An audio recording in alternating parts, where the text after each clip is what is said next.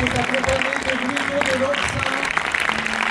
Et dans la salle, j'appelle Julien de Saint-Jean.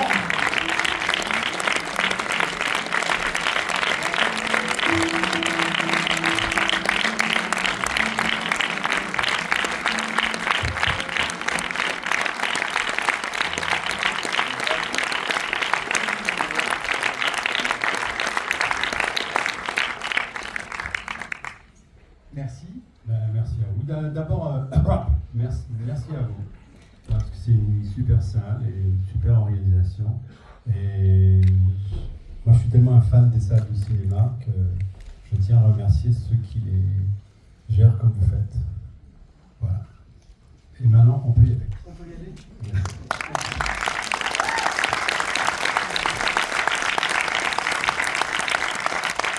Régis Barrier, tous vos films sont des voyages. Avec ce retour au cinéma, vous avez mêlé un peu toutes vos passions. Je voudrais savoir un peu qu'est-ce qui vous a ramené, donc ça fait 10 ans, on l'a dit en préambule. Il y a beaucoup de thèmes. C'est un menu initiatique sur la résilience, sur l'omniprésence des absents. Pourquoi ce thème est venu à vous? Alors, j'avais écrit il y a quand même une quinzaine d'années, même plus, j'avais écrit un scénario qui prenait le même point de départ, c'est-à-dire un chef restaurant gastronomique, le rapport très fort à sa fille, et puis une disparition pour des raisons très différentes. C'était que sa fille était, je dirais, violentée par un de ses potes à lui, et il faisait justice lui-même. Bon, c'était une autre forme de polar. Voilà. J'ai pas été au bout, malgré l'accord des acteurs que j'avais, j'ai pas été au bout du projet, parce qu'à un moment je me suis dit, j'y crois pas assez. Moi, si j'y crois pas assez, j'y vais pas. Voilà. Et puis il y a quelques années, je suis obligé d'être assez discret là-dessus, mais il y a des gens que je connais bien qui ont été confrontés à cet événement, une disparition. Voilà. Et donc j'ai assisté à, je dirais, aux turbulences sentimentales, affectives, personnelles, des gens confrontés à ça, l'incrédulité, le guet d'une nouvelle qui arrive, et puis les échanges entre eux, c'est-à-dire, mais toi tu es au courant, tu savais quelque chose, enfin, j'ai trouvé ça très... Nous on est un peu voleurs-voyeurs, hein, les metteurs en scène, donc, ou les auteurs, donc j'ai trouvé ça assez bouleversant, et puis je les ai vus peu à peu être obligés de vivre avec ce que j'appellerais la présence de cette absence, et comment ils s'en sortaient ou comment ils s'en sortaient pas. Et puis voilà, et donc je me suis dit, c'est quand même un thème. D'autant plus que si vous enquêtez un peu, il y a 10 000 personnes, au minimum, hein, qui disparaissent chaque année en France, dont on n'a jamais de nouvelles, qu'on ne retrouve pas, et qui sont vivants quelque part. Probablement dans d'autres pays, avec des nouveaux passeports, des nouvelles identités. Voilà. Et c'est très étrange pour ceux qui sont confrontés à ça, de savoir que la personne qui a disparu est en vie, quelque part, et qu'on ne la reverra jamais. Voilà. Donc je me suis posé ces questions-là, et je me suis dit, mais j'ai un sujet qui démarrait là-dessus. En tout cas, j'avais déjà des personnages, même si je n'avais pas tellement l'orientation. Donc j'ai repris ce sujet, que j'ai évidemment conservé dans le milieu de la gastronomie, en me disant, disparition, en tout cas si on les recherche, ce sera dans des pays que j'aime bien, au bout du monde, en Asie. Voilà, et puis après, j'avais assez de quoi me mettre au travail. Enfin, je pense. Voilà. Alors, je ne sais pas que je n'ai pas travaillé pendant 10 ans. J'ai été nommé par le président Hollande au Conseil économique, social et environnemental. J'ai accepté cette tâche pendant 5 ans. J'aurais pu prendre congé, hein, mais bon, j'ai fait ça sérieusement. Et puis j'ai écrit 2 livres. Et puis j'ai bossé au Centre du cinéma pour des commissions, pour les autres, etc. Enfin, on peut être dans le cinéma sans faire des films. Mais là, j'étais content de faire un film. Mais comme dans tous vos films, ça parle aussi de transmission. Et pourquoi vous avez choisi un personnage central féminin? C'est une vieille habitude chez moi. Oui, entre Jane Birkin, Catherine Deneuve, Sandrine Bonner, Scott Thomas, Rachida Brakni, il y a du monde, quoi. Mais parce que c'est probablement ma découverte du cinéma. Voilà, moi je pense que sans en faire trop, je pense que je suis quelqu'un que le cinéma a, quand j'étais gamin, le cinéma a sauvé. C'était une échappée, une évasion d'une situation familiale qui était assez compliquée. Et le cinéma, c'était la porte ouverte, tiens. C'était la porte ouverte à des émotions particulières qui souvent ressemblaient à celles qu'on me cachait à la maison. des femmes qui n'étaient pas heureuses, des choses comme ça. Ma mère, c'était un peu compliqué. Donc le rapport à l'écran était très, très troublant pour moi, parce que l'écran, quand on dit faire écran, ça cache, mais en même temps, sur un écran, on projette. Donc j'ai toujours eu cette ambiguïté, cette dualité sur le cinéma. Et puis ce que je préférais, c'était les grands mélos. Voilà, les grands mélos, voilà, avec des rôles féminins splendides. Mais ça allait des films italiens de Sophia Loren à Bardot dans Le Mépris, à Eva Marissin dans La Mort aux trousses, à Nathalie Wood dans La fièvre dans le sang. Voilà. Mais je voyais ça gamin, c'était pas des films de mon âge. Mais c'est pas grave. Voilà, donc voilà, c'est pour ça. Et j'ai perpétué ça dans mon travail. Et pourquoi la Bretagne et Taïwan? Alors la Bretagne, bah, c'est ma terre de vacances d'enfant, donc très attaché à la Bretagne. J'ai pensé tourner dans le Vercors, parce qu'il y a des très beaux paysages. Il y a des restaurants gastronomiques. La région Auvergne-Rhône-Alpes ne nous a pas donné des sous. Donc j'ai dit qu'à cela ne tienne, je retourne chez moi, à l'ouest. La région Bretagne ne nous a pas donné des sous, sous le prétexte qu'on ne tournait pas assez longtemps. Non, parce qu'eux, ils donnent de l'argent à des films qui vont rester 12-15 semaines, des séries, des gens qui vont dépenser de l'argent. On donne de l'argent, mais il faut le dépenser. Voilà. Et puis en même temps, maintenant que vous avez vu le film, vous allez comprendre que le premier décor que j'ai cherché, c'était pas le restaurant, c'était le lieu de l'accident.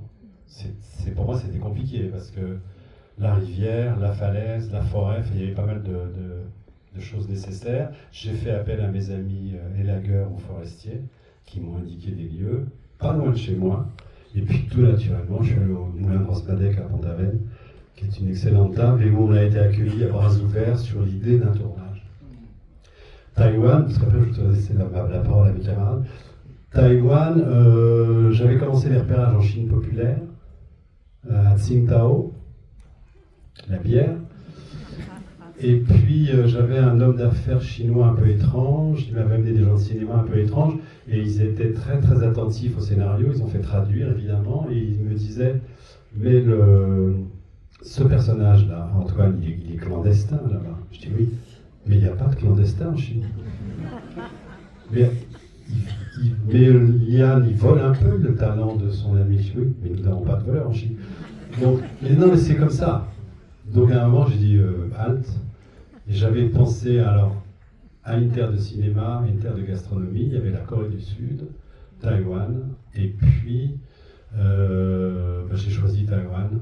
Et avec cette idée très précise, dès que j'écrivais les scènes asiatiques, je me disais on partira là-bas. D'abord, on n'aura pas trop de sous, mais je ne veux pas emmener, comme on fait souvent, 20 ou 30 techniciens français qui finalement vous coupent.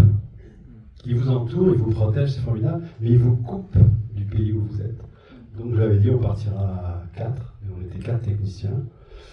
Donc il fallait une terre de cinéma, Taïwan, en Corée, mais terre gastronomique, Taïwan. Parce que le bibimbap coréen n'est pas encore à la hauteur de la cuisine chinoise. Voilà.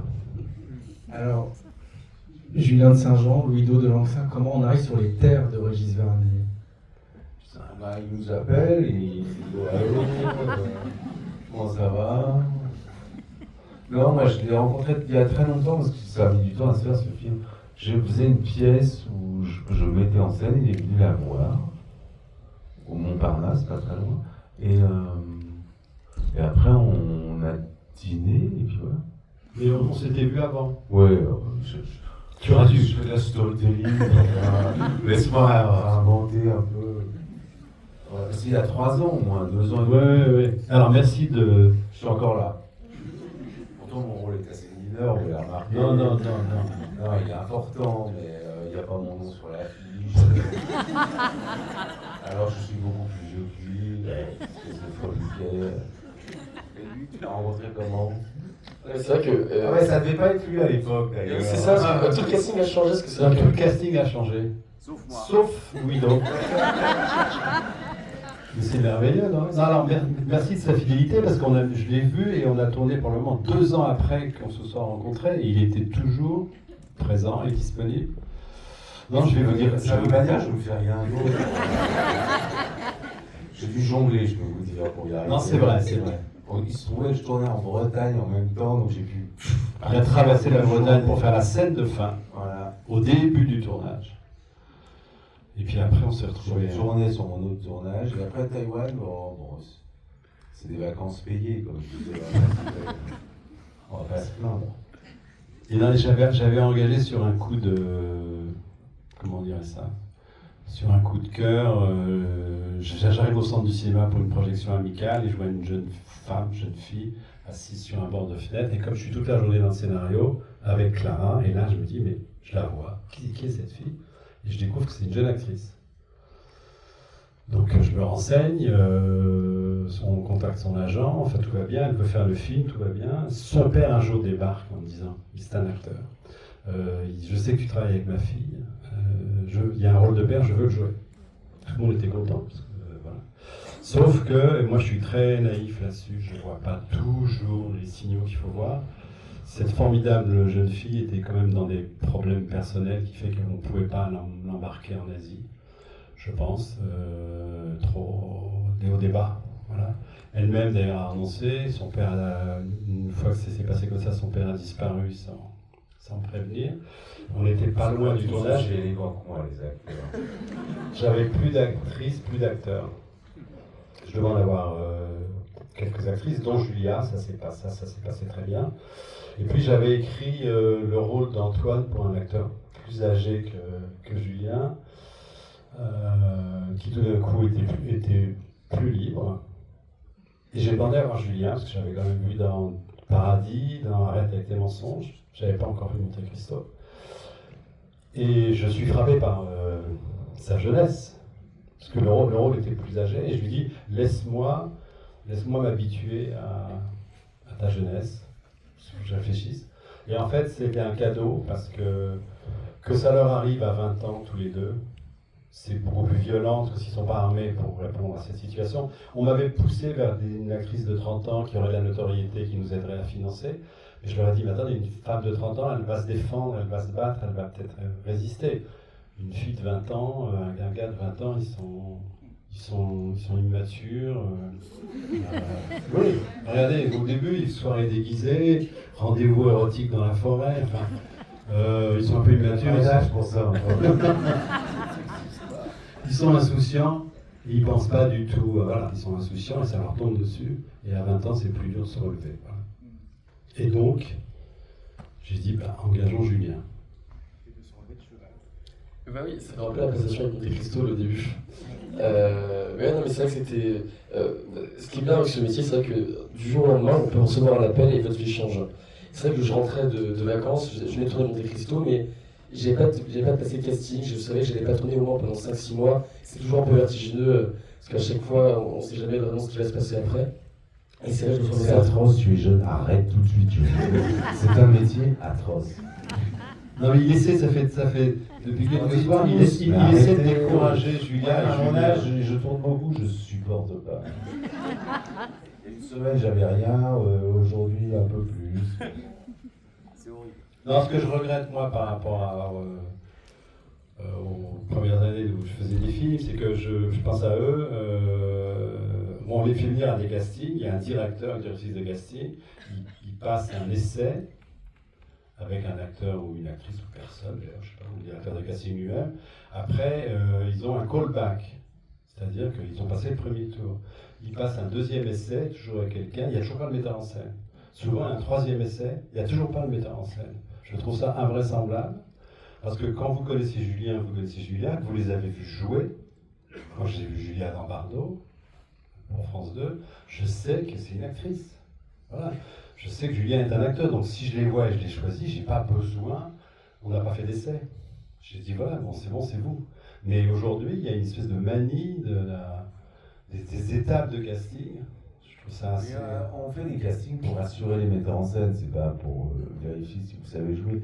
Ça leur permet de vérifier si leur scène marche, ils ont peur en fait, ils ont fait 3 films dans leur vie, je parle pas de toi. Et ils sont là, ils savent pas parler à un acteur, alors ils se disent, ça leur permet de s'entraîner. Il faut les prendre comme ça les essais, parce que sinon c'est une catastrophe. Parce qu'il n'y a pas le costume, il n'y a pas le projecteur, il n'y a rien, on peut pas être bon. C'est grotesque. Moi, je refuse maintenant de le faire. Toi, tu peux pas encore. Alors l'idée c'est évidemment un échange avec vous. Donc il y a un micro qui va circuler sur la trachée de gauche et celle de droite. Il suffit juste de lever la main, c'est la plus compliquée, la première main qui se lève. N'hésitez pas. Sinon j'ai 75 questions, il n'y a pas de problème, mais n'hésitez pas. Non, allez, un peu de courage. Alors là, Ah, ça y est. Non, mais rassurez-vous, à la bonne question, je l'ai toujours le lendemain. Donc, Oui, bonsoir, merci pour le film. Comment vous avez choisi l'acteur qui est le chef du Royal Orchid à Taïwan? Le Taïwanais? Oui, alors, Casting, casting. 22, il y a eu des callbacks, tout ça. non, il n'y a pas eu de call. En même temps, on ne les connaît pas, les Coréens, enfin, les Taïwanais. Alors, nous avions là-bas une directrice de casting qui s'appelle Finn et qui joue dans le film, qui fait la femme de Mr. Chan, celle qui a ce regard si sympathique. Elle est formidable. Hein, ouais. Voilà. Et d'ailleurs, quand j'ai dit à Finn, ce serait bien que tu fasses là, c'est court, la femme de Mr. Chan, elle m'a dit, il faut que j'ai la permission de l'acteur de jouer sa femme. Et il a dit oui. Et j'avais rencontré Jessie, comme voilà, qui joue Liane, je l'avais rencontré une première fois. Et les jeunes Taïwanais sont très fashion, c'est-à-dire qu'ils ont des pantalons larges, des écharpes, des bonnets, des lunettes noires. Donc j'ai vu arriver une espèce de gravure, mais il a fallu qu'on dégage tout ça. Et voilà, il parle anglais, qui est une qualité indispensable. Et puis bon, il a tout de suite cette présence et ce charme. Et j'en ai parlé avec l'acteur plus âgé qui joue Mr. Chan et qui m'a dit, parce que j'en avais vu un autre, et Jake, il m'a dit, écoute, t'as vu deux jeunes acteurs, il y en a un qui est mon pote, voilà, super.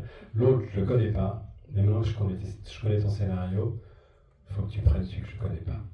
Il avait tout de suite percuté aussi sur Jessie, qui a été un très bon partenaire, très discipliné. Tout comme moi, n'est-ce pas? Voilà. C'est quoi ce regard? C'est comme ça, c'est des souvenirs qui remontent. Non, mais c'est vrai qu'avec Julien, on fait un peu la paire. Et c'est vrai qu'on rigolait beaucoup. Et à bout d'un moment, on riait tellement qu'on s'est dit 10 minutes avant chaque moteur, on a arrêté de se parler. Voilà. Parce que sinon, ça avait été trop fou. Non, mais Jessie, d'abord, il a accepté l'entraînement en cuisine. Il a passé une dizaine de jours dans le restaurant où on a tourné. Il s'est pas fait copain parce que le mec est assez distant, mais en tout cas, il a été admis par le grand chef André Chiang, et il a regardé le travail, il a regardé surtout la gestuelle, le timing et tout. Voilà, et surtout, il a pris des attitudes du chef, du vrai chef. Donc oui. Et puis bon, il y avait quelque chose qui était touchant pour lui, parce que les metteurs en scène à Taïwan sont des gens inapprochables. On va pas vers eux s'ils viennent pas vers vous. On attend. Il me dit souvent, moi, quand je fais bien mon travail, on me dit rien, et quand je le fais pas bien, je me fais engueuler. Tandis que moi, j'ai une attitude plutôt à l'européenne, je sais pas, à la française, quand c'est bien, je vais le dire. Je remercie, on va faire autrement, mais ça c'est bien. Voilà. Donc il était très épaté de ça. Et d'ailleurs, il a ce souhait, que j'espère qu'il va se réaliser, c'est que ce film qui sera vu un peu partout et que ça lui permette de sortir artistiquement de Taïwan. Parce que le cinéma taïwanais est assez réduit, n'est pas vraiment exploité en Asie, et c'est toujours des films d'action ou des séries faites à la va-vite. Donc il compte sur ce film pour grandir. Bonsoir, Vous êtes? je suis là. Ah voilà. Je voudrais savoir le budget du film. Alors il y a deux, je vais vous donner deux chiffres. 30 millions. Faut dire n'importe quoi. La souris ne comprend pas. Je vais vous donner deux chiffres. Il y a le coût si on avait payé tout le monde. Non, ils ont été payés. Pas très bien. Hein. Le coût si on avait payé tout le monde, je crois que ça aurait été 4 millions 2 ou 3. Mais les producteurs ont eu un salaire en participation, j'ai fait pareil. Et les frais généraux de la boîte sont en participation. Donc on l'a fabriqué pour 3,2, ce qui n'est pas grand-chose. Pour vous donner un ordre d'idée, que vous avez tous vu, L'amour ouf, ça coûte 32. Non mais 32. 10 fois le nôtre. 10 fois moins. 43, Monte Cristo, voilà. Voilà. Les 43, je les ai vus sur l'écran. Voilà.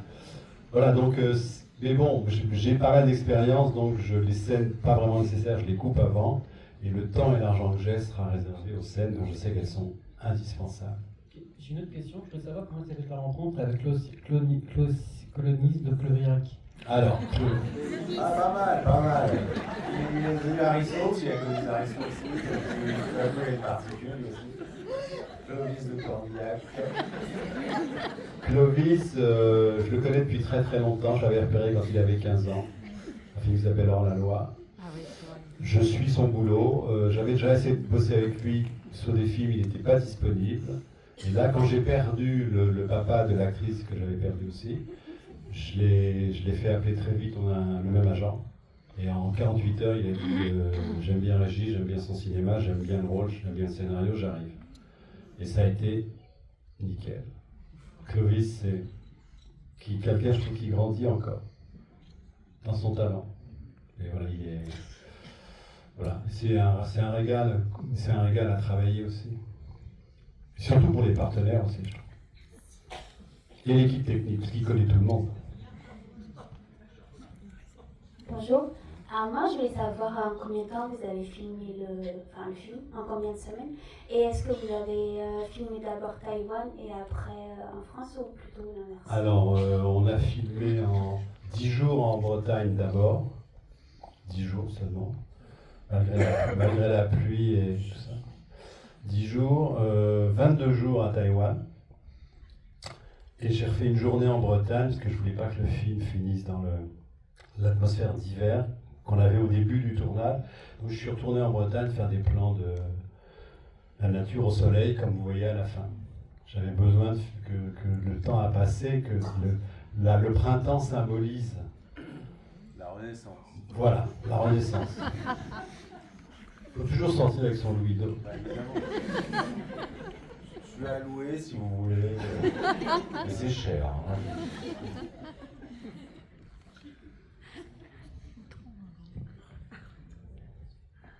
Alors, très, très belles images comme d'habitude. Je voulais parler de Renaud Chassin. Est-ce qu'il était avec toi aussi à Taïwan ou uniquement? Non. Alors, Renaud, c'est le chef opérateur, directeur de la photographie. D'accord. Je pense que sur un film pareil, même si j'emmène très peu de monde, je pense que celui qui fait la lumière doit faire tout le film. Il y a des références, il y a des plans qui se ressemblent, il y a la nature en Bretagne, il y a la nature à Taïwan, et je pense que là, il faut le même opérateur. Mais il a relevé un défi qui est de partir seul. Parce que ses appuis, en général, c'est son chef électricien qui est comme sa deuxième peau, qui en gros sait comment il travaille et même prend le temps de préparer les choses. Et il y a aussi l'opérateur, l'assistant opérateur qui lui fait le point. Parce qu'un film flou, c'est un peu emmerdant. Et voilà, et en général, ils n'ont pas confiance dans tout le monde. Et là, Renaud a dit je fais le pari. Et il est arrivé, il a découvert une équipe là-bas, qui était d'ailleurs exceptionnelle. Là.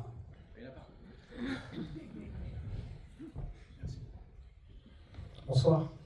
Je voulais savoir si au niveau logistique, ça avait été compliqué pour vous d'organiser le voyage à Taïwan, ou si ça avait été plutôt fluide. Alors, financement compliqué, logistique non. Non.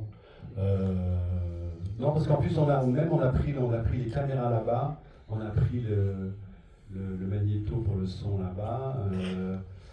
Mais ils ont de l'expérience, hein, ils bossent, ils font des films, donc ça a été assez non, ça a été très, très facile en fait, je trouve. Je parlais au niveau des visas. Pas besoin de visa. Pas besoin de visa. Alors peut-être qu'on aurait peut-être dû mettre travail, mais on a dû se mettre tous tourisme. Mais à l'arrivée, non, c'était très simple en fait. Très simple. Mais ils veulent accueillir des tournages. 15 heures de vol. Au retour. À l'aller, c'est Un peu plus survoler la Russie, je me signale. Donc c'est plus grand, c'est 15 ans comme ça. Il y a la guerre, vous savez. Bonsoir. Ah, il est là. Je suis ici. De leur félicitations pour ce magnifique film, je trouvais super doux et super touchant. Moi j'avais une question en tant que jeune réalisateur et scénariste. comment vous préparez les scènes intimes? Est-ce que vous utilisez un coordinateur de l'intimité? Comment ça se prépare? Obligatoire. C'est devenu obligatoire. Alors, c'est devenu obligatoire. Sauf à Taïwan, c'est pour ça qu'il est allé. C'est devenu obligatoire si les acteurs le demandent. Voilà. C'est aux acteurs qu'on dit, est-ce que vous voulez un coordinateur d'intimité? S'ils n'en ont pas besoin, on s'en passe. C'est pas vrai. Comment non? Bah moi, on m'en a posé plusieurs fois, on m'a jamais demandé si je voulais ou pas. Mais parce que tu es connu. Je suis connu pourquoi? Non, pas du tout. J'ai pas de dossier, moi. Là, on n'a tous aucun dossier jusqu'au jour où le dossier arrive. Non, mais voilà, et là j'ai demandé à Julia et Julien, ils m'ont dit non, il n'y a pas de... Et simplement, j'ai fait comme souvent les scènes organisées, on a viré tout le monde, on était 3 sur le plateau, l'équipe était dehors dans la grange, je pense à la scène d'amour au début, et voilà, c'est la moindre des choses, quoi. Quand vous faites une scène comme ça, je pense qu'il faut que les gens qui sont sur le plateau travaillent. Ils ont quelque chose à faire pendant la scène. Si vous avez des gens qui ne travaillent pas, tout d'un coup, ils sont dans une position un peu particulière, qu'eux ressentent pas bien, d'être observés, regardés. Voilà. Tandis que si vous travaillez, c'est votre place. Votre juste place. Bonsoir. Alors, c'est ici. Je suis scénariste aussi. J'ai une question sur le scénario. Je vois plusieurs personnes qui sont créditées au générique. Comment vous avez travaillé ensemble et combien de temps ça vous a pris? Alors, bon, ça m'a pris du temps. J'ai dû faire une première version au moins 8-10 mois. Et après, je me suis rendu compte que le personnage principal était une jeune femme de 20 ans, que j'avais un peu oublié comment c'était. Donc j'ai appelé Manon, qui est une jeune fille que j'ai connue dans des ateliers où on donne l'égalité des chances aux jeunes issus des zones prioritaires vers les écoles d'art. Et on essaie de les aider à préparer et à intégrer la FEMIS. Elle a fait la FEMIS, elle est sortie scénariste. Donc je lui dis, viens travailler avec moi, ce qu'on a fait. Et puis après, pour des raisons un peu obscures de partenaires qui voulaient rentrer dans le film en coproduction, ils ont dit on n'a pas de sous, mais on a un accord avec Thomas Bidguin, qui est un scénariste reconnu, et il va apporter sa consultation. Vous n'allez pas le payer, mais il apporte sa consultation. Je ne suis pas sûr que Thomas, qui est un type doué et charmant, je ne suis pas sûr qu'il ait pris ça très au sérieux. Non, pas vraiment d'ailleurs, en fait. Je l'ai vu, il ne se souvenait plus de mon rôle dans le film. Ça m'a un peu inquiété, je me suis dit, tu joues quoi? Il m'a dit, j'ai dit, bah, tu joues le père? Je dis, bah non, justement. Ah bah quoi alors? Non, mais il est... C'est une histoire vraie, hein, tu veux que je te... Non, mais voilà, il n'avait pas le temps, mais... Oui, bon, non, je sais pas. Manon a beaucoup apporté. Manon m'a accompagné dans les versions successives. Thomas est arrivé avec une idée révolutionnaire, on a fait un rendez-vous au bureau, il avait lu le scénario, peut-être qu'il a voulu prendre les choses en main, on était tous assis, il s'est levé, il a fait le tour de la table, et il a dit, j'ai une idée. C'est Antoine qui meurt et c'est le père qu'on retrouve. Je dis bah non. Je dis bah non parce qu'on ne peut pas fabriquer un mythe ou un fantôme avec le jeune Antoine. On peut fabriquer un fantôme avec un personnage aussi rocambolesque et aussi connu que Pascal, voilà, qui est un homme caractériel et talentueux. Je dis, on peut lui redonner une vie fantomatique, mais pas autant. Il m'a dit ah oui. Et puis, voilà. Non, il est venu 2 fois, il m'a aidé à reprendre des scènes, à les écourter, à resserrer le dialogue, parce qu'il est très doué, il va vite. Mais je dis, il n'a pas eu le temps, on n'a pas eu besoin d'une vraie implication. Voilà. Manon a travaillé. Manon, elle a vu le film au montage, voilà, elle a continué à noter, prendre des notes. Bonsoir. Ah, si. Merci pour ce très bon film. Vous nous avez fait voyager entre la Bretagne et l'Asie, tout un pays gastronomique bien sûr. Moi, la petite question que je voulais vous poser, c'est par rapport aux personnages qu'on voyait en cuisine. Y a-t-il vraiment des gens qui sont dans le milieu gastronomique, qui sont chefs, etc. Parce que quand on voit le dressage des assiettes, le service, etc., c'est quand même on voit qu'il y a du professionnalisme. Ah, Merci. Vous savez, quand on a eu l'accord du moulin de Rosmadec, j'ai rencontré le chef, Sébastien, qui m'a dit moi je veux bien ouvrir mes cuisines, mais il m'a dit mais moi je veux voir ce que c'est que le cinoche, je reste. Et on a proposé à son équipe qui était en vacances de participer au film, on les a engagés, voilà, on les a payés, et tous les gens que vous voyez sont les gens du moulin. Et c'est Sébastien qui faisait les plats, on se mettait d'accord sur... ils sont très imaginatifs, donc quand il me disait je vais faire ça, non je lui dis fais pas ça, non je lui dis non tu fais pas ça. Je lui dis il est 13h15, il y a 18 personnes à table qui en sont au plat, il y en a 4 qui sont aux entrées. Qu'est-ce qu'il y a sur la dessert? Voilà, un peu de discipline.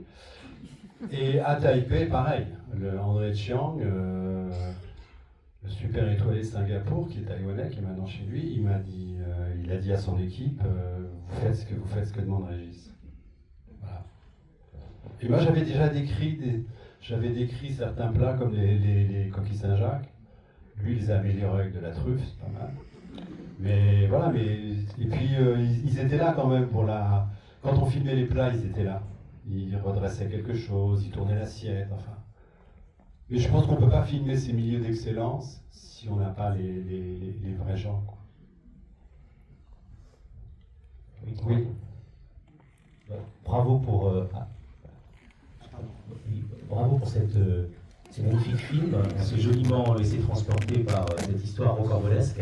Moi j'ai une question pour Julien, donc on a admiré dans Monte Cristo, Étoile montante, et donc j'ai entendu Clovis Cornillac continuer d'apprendre, mais Julien, qu'est-ce que vous avez appris par ce film, dans votre jeu d'acteur? Bonne question. Alors c'est vrai que quand on est... Bouge-toi les oreilles. Non, c'est vrai que quand on est jeune acteur, c'est bien aussi de travailler avec des différents metteurs en scène qui travaillent de façon différente.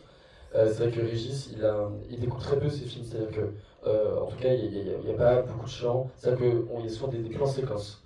Donc il y a un truc un peu d'urgence sur le moment d'être tous très précis, parce qu'on ne la refait pas, ça va très vite aussi, on ne fait pas les prises beaucoup de fois. Régis aussi, quand on répète, il a besoin de se mettre aussi dans le personnage, de se mettre un peu à notre place, de dire le texte pour sentir aussi la scène. Et comme on peut le voir aussi, dans la vie, je parle très très vite. Et donc là, j'ai dû ralentir le tempo très fort, c'était un peu la difficulté, tout en gardant dans ces contraintes-là qui étaient quand même très précises, une liberté. J'avoue qu'au départ, c'était une façon de travailler que j'avais encore jamais expérimenté. Et après, au fur et à mesure, j'ai compris à trouver la liberté dans ces contraintes. Voilà. Bonsoir à tous. Je vous félicite d'abord, le décor panoramique est excellent. Vous avez bien choisi le décor panoramique. Par curiosité, vous avez tourné en province, en Taïwan, c'est-à-dire entre la distance Taipei et la province dans laquelle vous tournez, combien de kilomètres environ, et comment s'appelle le port que vous avez tourné aussi? Parce que je connais très bien Taipei. Alors le port, on n'a pas eu l'autorisation de tourner à Keelung, qui est le grand port de Taipei. Le plus petit port de Taipei ne me convenait pas. Donc on a tourné le port dans la grande ville du sud, à Kaohsiung. Voilà. Et on a tourné beaucoup, on a tourné dans la montagne, en tout cas le monastère, qui était à un endroit qui s'appelle Miaoli, qui est à 2h30 de Taïwan et que j'avais trouvé moi sur internet. J'avais tapé monastère montagne Taïwan, je vois arriver ça, temple de la montagne du lion. Je dis aux Taïwanais, c'est où? Ils m'ont dit on ne sait pas. Je leur dis on va trouver. On y a été et on a été très bien accueillis par le responsable c'était un temple taoïste. On a été très très bien accueillis. On a pu y loger d'ailleurs quand on a tourné. C'est plus grand que ce que vous voyez à l'image. On s'est concentré sur un temple, il y en a plusieurs disséminés dans la montagne. Il y a un lieu d'accueil qui est assez vaste avec un kiosque. Et c'était un lieu très important pour moi. Et autrement, qu'est-ce qu'on a fait comme voyage à Taïwan, à Kaohsiung surtout. Et Taipei. Taipei, on a trouvé tous les lieux. Mais les lieux principaux, c'est le restaurant et le monastère.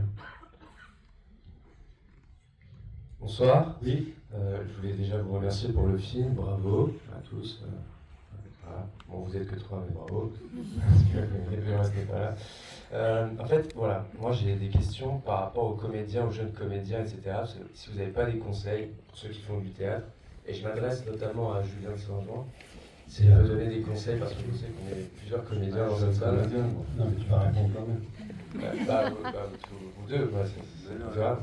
Après, il est jeune, Julien, c'est pour ça. Tu peux nous aider pour la nouvelle génération. Je suis jeune. Je fais jeune, en tout cas. Allez-y. C'est quoi la question? Si vous n'avez pas des conseils pour les jeunes comédiens au théâtre, si vous n'avez pas des tips pour les castings, comment commencer, comment démarrer, qu'est-ce qu'il faudrait faire? Métier, c'est horrible comme métier. Non, moi j'en ai pas. Je ne sais pas du tout. Souvent on me demande, je ne sais pas. Vous êtes dans une école de théâtre? Oui. Nous on est à École Acteurs. Ah ben il faut sortir, aller voir les agents, aller voir les castings. Faites le forcing, qu'est-ce que vous voulez que je vous dise? C'est comme ça, hein. Est-ce que c'est indispensable d'avoir un agent ou pas? Oui, ça sert à rien, mais en même temps c'est indispensable. Parce que ça parle, les gens se parlent. C'est un tout petit milieu, le cinéma. C'est minuscule. Tout le monde se connaît. Non, il faut avoir un agent, bien sûr. Il faut aller voir les castings, décrocher un rôle, et puis après...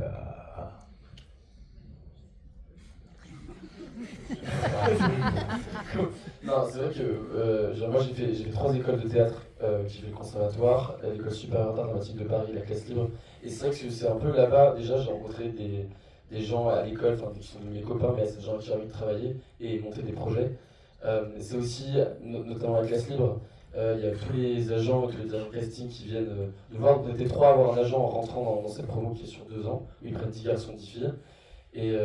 Et maintenant tout le monde a un agent, après tout le monde travaille plus ou moins, mais c'est vrai que c'est quand même indispensable d'avoir un agent, parce que c'est vrai que quand on a un agent, on reçoit les castings, je sais pas, à peu près genre 3, 4 par mois, en général beaucoup moins d'ailleurs, mais que aussi comme dire, le casting c'est un exercice très particulier, et quand on sait ce qu'on attend de nous, et puis surtout se délaisser du stress, parce que moi les premiers castings que j'ai passés, mais j'étais tellement stressé que c'était impossible pour moi de jouer, et après du moment où on trouve la détente, ça va, mais ouais, il faut croire en soi. Le secret, c'est de s'en foutre. Mais bien sûr, il faut arriver, c'est pas moi qu'on casse, c'est vous que je casse. Il faut s'en foutre, mais alors, rien à foutre, laisser les trucs s'échapper. Après, ce qu'il dit, c'est très important, c'est que dans les écoles de théâtre, vous faites des groupes de votre âge, et c'est vous l'avenir. Donc c'est ces groupes-là qui se forment, qui vont créer le théâtre ou le cinéma de demain. Donc c'est ça le plus beau, en fait.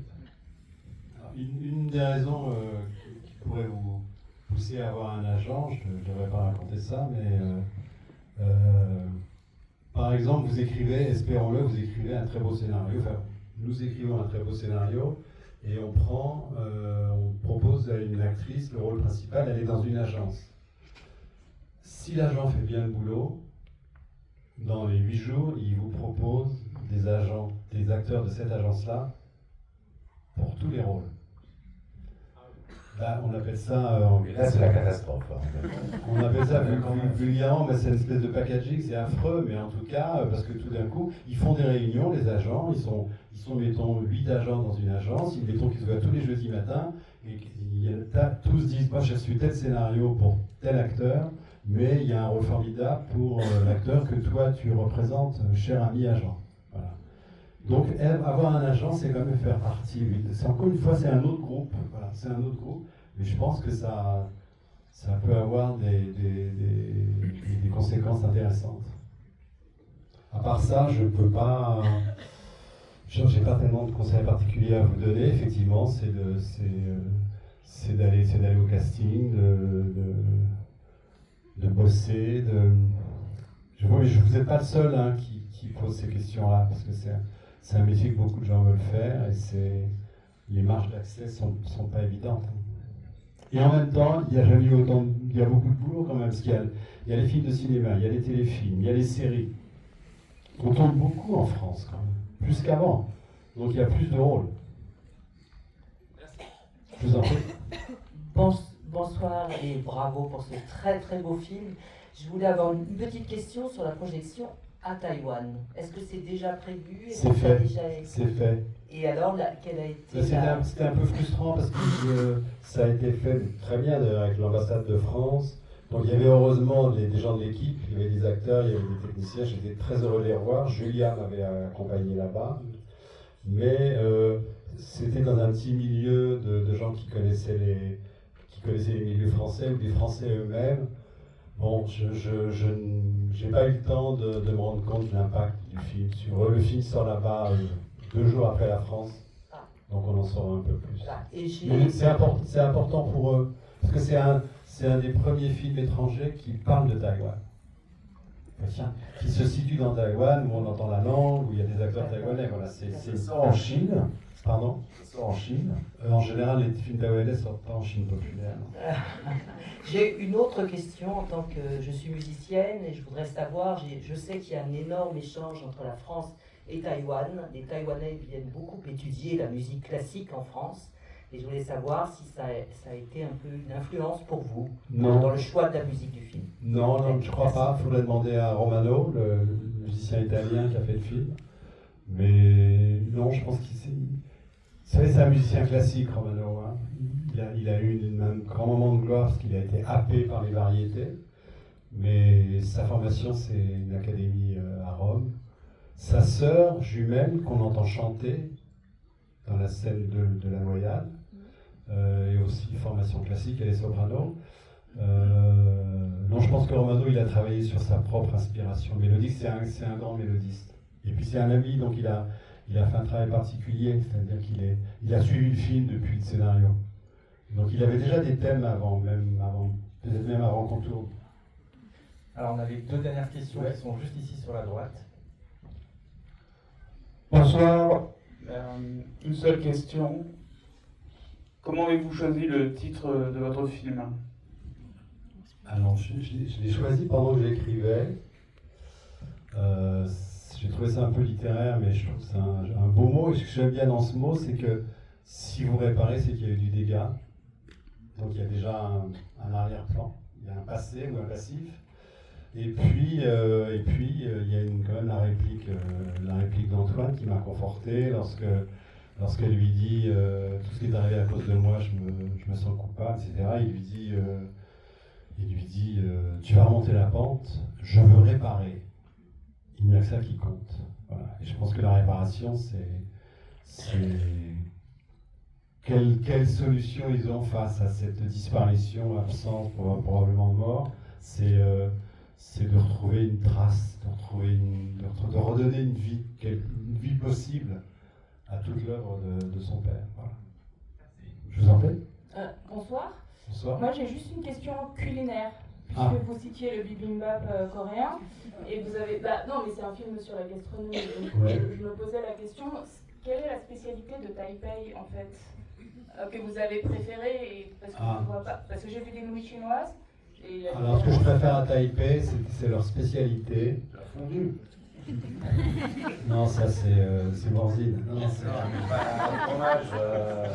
Non, c'est les dim sum, c'est les vapeurs. C'est des très très gros vapeurs avec dedans la viande, le jus de viande. Il ne faut surtout pas les couper, vous perdez le jus. C'est des grosses bouchées. C'est les meilleures vapeurs pour moi que j'ai jamais mangées. Les dim sum. Dernière question? Non? Elle est où? Oui? Bonsoir. Merci pour le film, il était vraiment magnifique. Moi j'avais une question pour l'acteur Louis Do. Pour votre rôle, est-ce que vous avez rencontré des critiques culinaires pour vous préparer ou comment ça s'est passé? J'en ai vu 10, j'ai fait des séminaires, on a eu au restaurant, c'était génial. Non. Non mais j'en écoute, ils sont très poseurs d'ailleurs, mais j'en écoute des podcasts de temps en temps de critiques. Non, je l'ai pas vu. Vous savez, moi je joue moi-même. Ce qui n'est pas si simple. Quand c'est bien écrit. Voilà, je joue le texte surtout. J'essaie de trouver la scène, de me débrouiller avec ce qu'il dit ou ne dit pas. C'est toujours mieux ce qu'ils disent pas, les metteurs en scène d'ailleurs. Ça sert plus et on y va. Quand Louis n'est pas là, je l'imite. Très bien. Je l'imite très bien. C'est horrible. Je ne vais pas le faire parce qu'il est là. Je sais le faire. Non. Pas devant tout le monde. Oui, bonsoir et merci beaucoup. Pardon, c'est la dernière question, je vous remercie encore. On nous avait dit qu'au pâté de convention, il y avait des questions. On était jusqu'à minuit. Non, c'est très intéressant. Moi, je suis jeune comédien aussi. Et justement, j'avais une question pour vous, Julien. J'aimerais juste savoir, en fait, quand on sait qu'on joue avec un grand acteur, un des grands acteurs plus âgés, plus expérimentés, notamment Jean-Claude Cornillac, qui a une grande renommée. Aussi votre dernier film par le Comte de Monte Cristo avec Pierre Ninet, qui est un excellent acteur. Je voulais savoir comment on arrive à dépasser cette pression et se mettre en place dans sa tête la légitimité que vous avez pu... Moi je suis un grand anxieux, donc chaque part d'avant-première, une interview, un film, c'est une montagne à chaque fois. Après c'est vrai que justement, il faut préparer vraiment en amont le tournage pour pas que d'un coup on puisse être un peu tremblant, parce que c'est vrai que c'est quand même très impressionnant des fois quand il y a 50-60 personnes qui te regardent, ou tu joues avec des grands acteurs, comme Pierre Ninet, ou des gros films comme ça, à gros budget, c'est hyper impressionnant et j'ai travaillé beaucoup en amont, comme ça quand j'arrive je suis assez sûr de ce que je fais. Parce qu'il n'y a rien de pire quand t'as assez préparé et qu'en plus ça t'as le stress, donc du coup là tu perds, c'est arrivé des fois et c'est vraiment très très agréable ce moment-là. Et sinon en général franchement on se dit souvent que les acteurs des fois de cinéma peuvent des divas, des stars et en fait moi comme tous les acteurs avec qui j'ai travaillé ce sont des gens gentils, généreux, bienveillants, aidants et généreux dans le jeu, donc j'ai pas encore... Peut-être ça existe, hein, mais ça arrivera peut-être un jour, mais j'en ai pas encore connu. Ça existe, mais les vrais grands acteurs, ils viennent vers vous. Et ils ont aussi peur que les gens... Voilà. Même encore plus. Plus on vieillit, plus on a peur. Lui, là encore, il a l'innocence.